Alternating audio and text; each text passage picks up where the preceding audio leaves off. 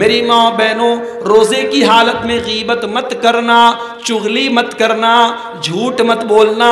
میرے بھائیوں، روزے کی حالت میں موبائل پر فلمیں نہ دیکھنا، موبائل پر سیریل نہ دیکھنا، موبائل پر ننگی تصویریں نہ دیکھنا، گندی چیزیں نہ دیکھنا۔ اس لیے کہ اگر آپ نے 14 گھنٹے کا روزہ رکھا، آپ نے پانی سے بچایا اپنے آپ کو، آپ نے کھانے سے بچایا اپنے آپ کو، آپ اپنی بیوی کے پاس نہیں گئے لیکن آپ نے جھوٹ سے نہیں بچایا، آپ نے اپنی زبان کو گالی گلوچ سے نہیں بچایا، آپ نے اپنی آنکھوں کو گندی چیزوں کو دیکھنے سے نہیں بچایا، تو آپ کے روزے کا کوئی مطلب نہیں ہے، کوئی ارتھ نہیں ہے۔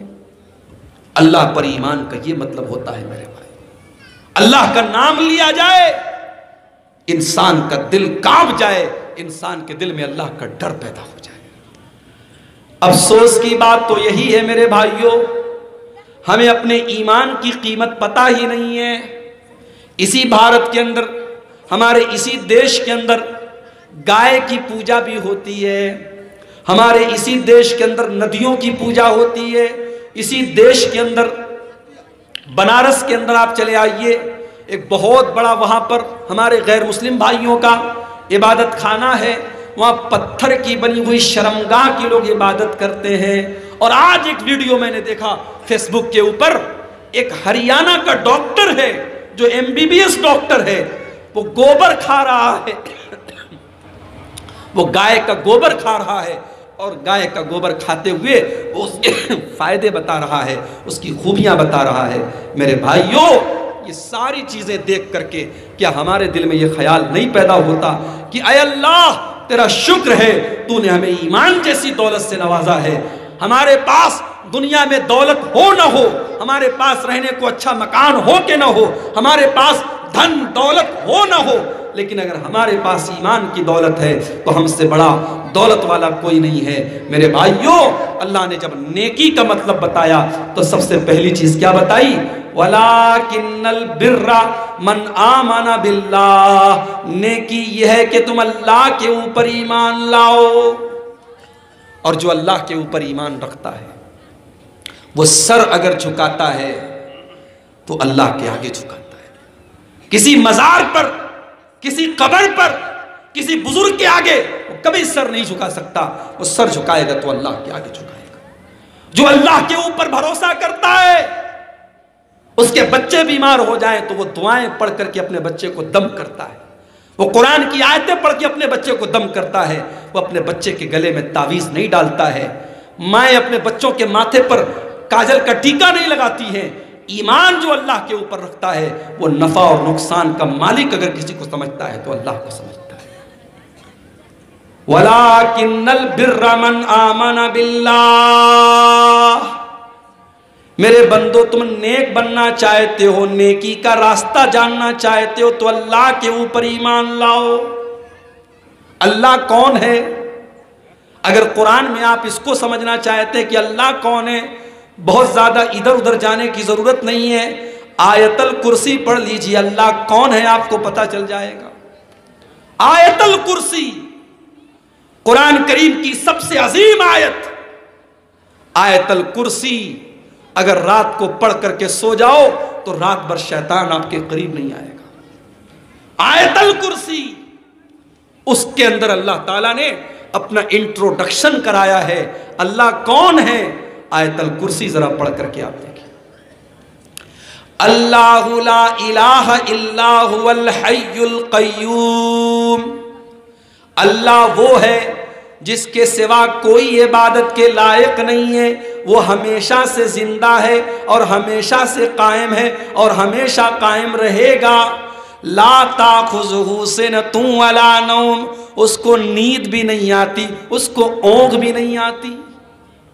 ہم رات کو 2 بجے تک جاگ جائیں تو صبح اگر کوئی ہم کو 6 بجے اٹھا دے، فجر کی ٹائم ہم کو اٹھا دے، چلیے عبدالغفار صاحب فجر کا ٹائم ہو گیا، ہم اٹھیں گے تو ہم کو ایسے اونگ آئے گی، ہم کو نیند لگے گی۔ کیوں؟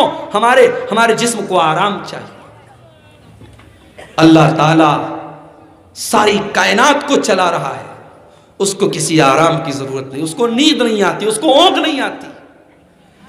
لا تاخذہ سنۃ ولا نوم اس کو اونگ نہیں آتی، اس کو نیند نہیں آتی، اس کو جھپی نہیں آتی. لہو ما فی السماوات و ما فی الارض، وہ زمین اور آسمان کی تمام چیزوں کا مالک ہے. من ذا الذی یشفع عندہ الا باذنہ، کل قیامت کے دن اس کے پاس اگر کوئی اللہ کا نبی سفارش بھی کرے گا تو اس کی اجازت سے کرے گا، اس کے اوپر کسی کا دباؤ نہیں ہے، کسی کا پریشر نہیں ہے. یعلم ما بین ایدیہم وما خلفہم، وہ ہمارے آگے کی باتوں کو بھی جانتا ہے، ہمارے پیچھے کی باتوں کو بھی جانتا ہے. ولا یحیطون بشیء من علمہ، اللہ تعالیٰ کے علم کے بارے میں ہم اتنا ہی جانتے جتنا اللہ تعالیٰ نے ہم کو بتایا ہے، اس سے زیادہ ہم کچھ نہیں جانتے. وسع کرسیہ السماوات والارض، اور اس کی جو کرسی ہے اللہ تعالیٰ کی، اب اللہ کی کرسی کیسی ہے، اس کرسی کی کیفیت ہم نہیں جانتے، لیکن اس کی کرسی اتنی بڑی ہے. اللہ کہہ رہا ہے اس کی کرسی آسمانوں اور زمین کو گھیرے ہوئے ہے. وَلَا يَؤُودُهُ حِفْظُهُمَا، اور آسمانوں اور زمین کی حفاظت کر کے اللہ تعالیٰ تھکتا نہیں ہے، اس کو تھکانے والی کوئی چیز نہیں ہے. وَهُوَ الْعَلِيُّ الْعَظِيمُ، اور وہ اللہ بلند ہے، اونچا ہے اور بہت عظیم ہے، بہت مہان ہے، بہت گریٹ ہے. آیت الکرسی میں اللہ تعالیٰ نے ایک آیت کے اندر اپنا انٹروڈکشن دے دیا. تو نیکی کیا ہے؟ اللہ نے کہا اللہ کے اوپر ایمان لاؤ. آج ابھی میں کلکتہ سے آ رہا تھا، راستے میں نے دیکھا ہمارے غیر مسلم بھائیوں کے یہاں عبادت ہوتی ہے، پوجا ہوتی ہے. ان کے معبود کا جو مجسمہ ہوتا ہے، جو مورتی ہوتی ہے، اس مورتی کے بنانے والے ان کی دکان کے پاس سے جب میری ٹیکسی گزری، میری کار گزری، میں نے دیکھا کہ مجسمہ بنا ہوا ہے، اسٹیچو بنا ہوا ہے اور اس کا پورا ننگا بدن نظر آ رہا ہے. اب اس کے اوپر کپڑے پہنائے جائیں گے اور پھر اس کے آگے لوگ ہاتھ جوڑیں گے، اس کو اپنا مالک سمجھیں گے. مجھے قرآن کی وہ آیت یاد آ گئی جو حضرت ابراہیم نے اپنے باپ سے کہا تھا، اتعبدون ما تنحتون، کہ اے لوگو، اے میرے باپ، تم جس چیز کو اپنے ہاتھ سے بناتے ہو پھر تم اس کی پوجا کرنے لگتے ہو، اس کی اپاسنا کرنے لگتے ہو، اس کی عبادت کرنے لگتے ہو. اللہ تعالیٰ کے اوپر جو ایمان رکھتا ہے وہ کسی اور کی عبادت نہیں کر سکتا. میرے اللہ کے سوا کوئی نفع نقصان کا مالک نہیں. میں بنگال میں آتا ہوں، لوگ پوچھتے مولوی صاحب یو پی کا کیا حال ہے؟ یو پی میں تو فلاں فلاں فلاں فلاں کا معاملہ ہے، یو پی میں لوگ کیسے جی رہے ہیں.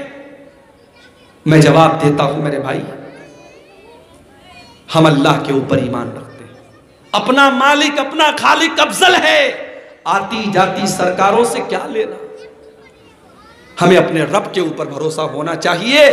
اللہ تعالیٰ ہی نفع اور نقصان کا مالک ہے، یہ ہمارا ایمان ہونا چاہیے. تو پہلی چیز ہے آپ اللہ کے اوپر ایمان لاؤ.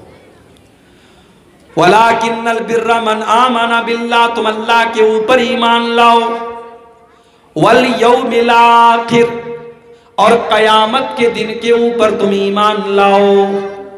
تم یہ عقیدہ رکھو، یہ ایمان رکھو کہ قیامت آئے گی اور تمہیں اپنے عمل کا حساب و کتاب دینا پڑے گا.